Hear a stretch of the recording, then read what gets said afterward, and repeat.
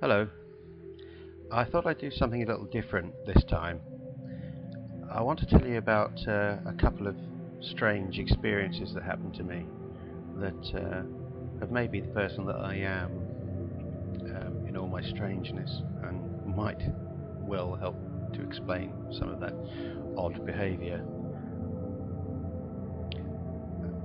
About 13 years ago, I was a truck driver for a living. I'd been writing in my spare time and become interested in science, all areas of science, and I was reading a great deal at the time. And during one lunch break, I was sitting in my lorry, in the cab of my lorry, opposite the loading dock, eating sandwiches and reading a book on quantum physics. And I came across a passage about the Higgs boson, and I was trying to picture in my mind what such a thing would be like, because there was some hypothetical talk about it being a five-dimensional object. So I was trying to imagine what on earth could a five-dimensional object look like. I mean, I couldn't have experienced the fourth dimension other than this vague idea of the passing of time. Anyway, while I was thinking about this, they suddenly appeared before me, in the cab, all around me.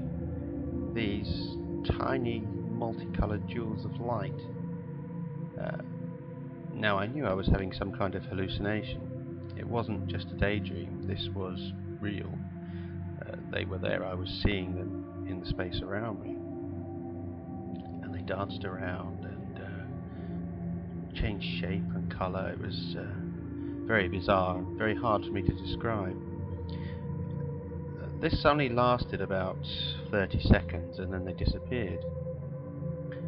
But I was so shocked by this, and I felt something else then. Something had been left behind, but I didn't know what.